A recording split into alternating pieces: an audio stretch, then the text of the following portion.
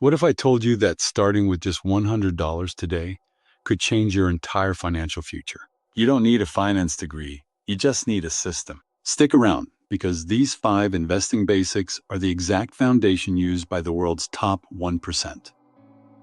Today, we're covering 5 simple ideas that can make a big difference in how your money grows over time.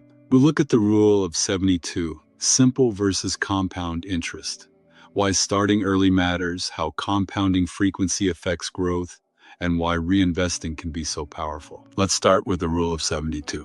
The rule of 72 is a quick way to estimate how long it may take for your money to double. You divide 72 by your annual rate of return.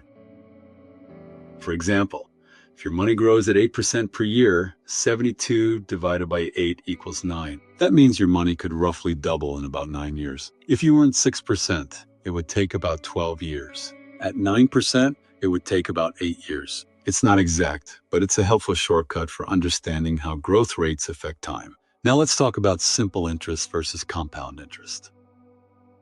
Simple interest is calculated only on your original investment.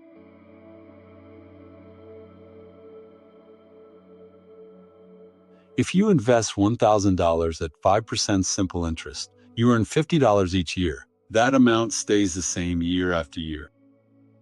Compound interest works differently. You earn interest not only on your original investment, but also on the interest you've already earned.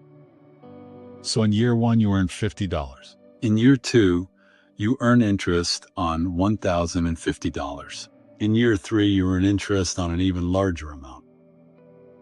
That is why compound growth is often called the snowball effect. It starts small, but over time, it builds momentum. This brings us to the cost of delay.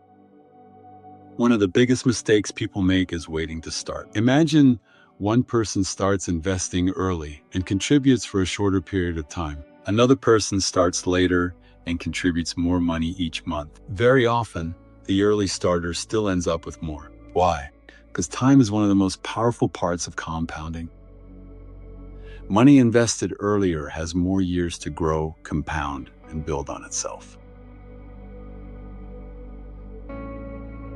Even waiting a few years can significantly reduce long-term results. That is why starting early often beats trying to save more later. Next, let's look at the frequency of compounding. Compounding does not always happen once a year. It can happen yearly, quarterly, monthly, or even daily.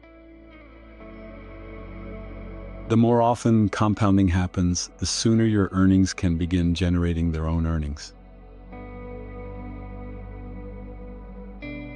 For example, if 2 investments have the same annual rate, the one that compounds monthly will usually grow a little more than the one that compounds yearly. The difference may seem small at first, but over time, those extra compounding periods can add up.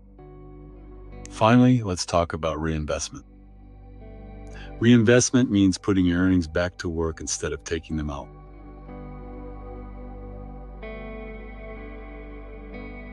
If an investment pays interest, dividends, or returns, reinvesting those gains allows them to generate even more growth in the future. Instead of cashing out small gains along the way, you are giving your money the chance to keep building. This is one of the simplest ways to support long-term growth. So here is the key takeaway. Growing wealth is not just about how much you invest. It is also about how early you start, how consistently you stay invested, and how long you allow compounding to work. Thank you for taking the time to watch Sterling Ridge Financial. For more in-depth content and tools to help you succeed, please subscribe and explore the links in the description. For informational purposes only. This is not financial advice.